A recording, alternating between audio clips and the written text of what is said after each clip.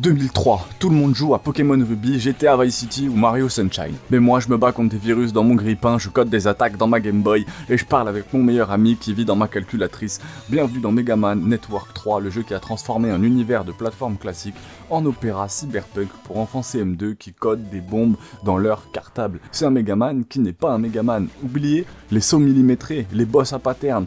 Battle Network 3, c'est un Pokémon Mid-Tron avec un gameplay qui mêle stratégie en temps réel, deck building, exploration urbaine façon JRPG.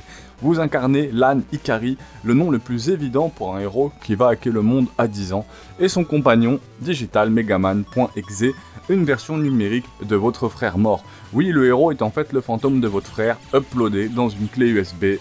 Juste ça. Gameplay, stratégie, 6 cases. Le combat, tour par tour, en temps réel. Ouais, c'est bizarre dit comme ça, mais c'est ça. Vous vous déplacez sur une grille, 3 par 3, comme un échiquier nucléaire, où chaque case est une chance de vivre ou de crever. Le gameplay est littéralement génial. Si vous n'y avez pas joué, foncez après la vidéo. Chaque round, vous choisissez des battleships, des attaques numériques que vous combinez pour créer des combos dévastateurs. Mais c'est pas juste un spam de boutons. Tu veux réussir, faut anticiper, esquiver, penser comme un hacker et jouer avec le terrain comme dans un jeu de baston tactique. Si Yu-Gi-Oh! Et Street Fighter avaient eu un enfant confiant un petit peu, un prof d'algorithmique un peu chelou, ça serait Battle Network. Vraiment l'histoire. Des enfants, des terroristes numériques. L'univers complètement barré. Tout est connecté. Comme maintenant en vrai, hein. Ta douche, ton frigo, ton four, ton dog. Et tout peut être évidemment hacké.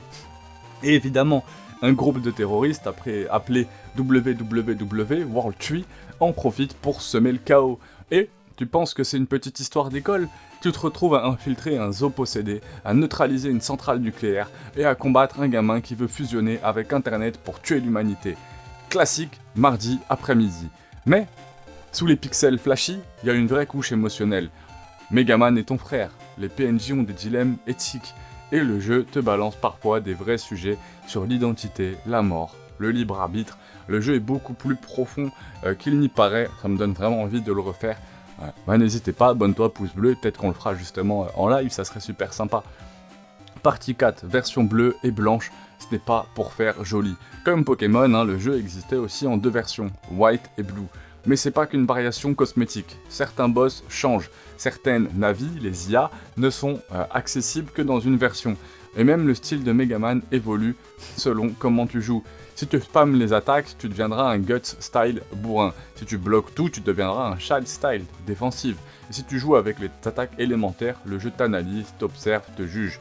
C'est presque du personnalisation RPG avant l'heure, sans qu'on s'en rende compte à 12 ans. C'est vraiment incroyable à quel point le jeu était complet vraiment pour l'époque.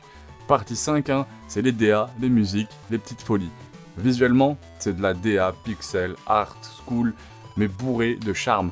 L'interface réseau est vraiment stylisée façon early internet, façon Matrix, un petit peu kawaii, et les musiques, putain c'est banger. WWTM, Boss Battle, Hades Isle, c'est la BO que t'écoutes en révisant ton bac et en pensant que t'es un net opérateur du futur. Tu veux une vraie info croustillante? Le compositeur Akari Kaida a aussi bossé sur Okami, Breath of Fire, Resident Evil. Rien que ça, hein, les mecs qui ont fait Megaman Battle Network, c'était vraiment pas des stagiaires. Et ce jeu, justement, Megaman Battle Network, qui m'a laissé beaucoup de souvenirs. J'ai même joué sur PC avec un émulateur.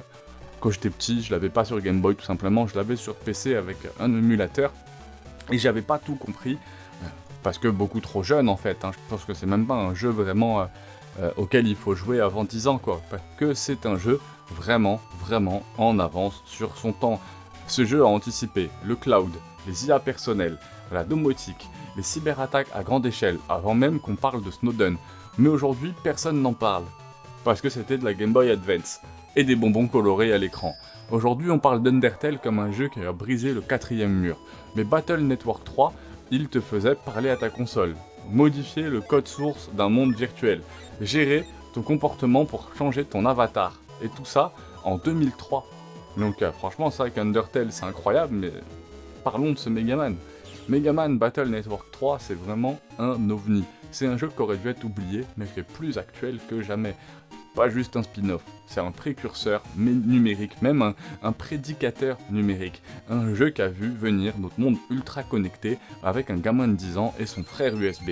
Vraiment, si t'as kiffé cette plongée dans le monde cyber-nostalgique, lâche ton like, abonne-toi et surtout, dis-moi en commentaire, est-ce que tu penses que Megaman.exe pourrait battre ChatGPT? Et n'oublie jamais, ton grippin, quelqu'un te surveille peut-être.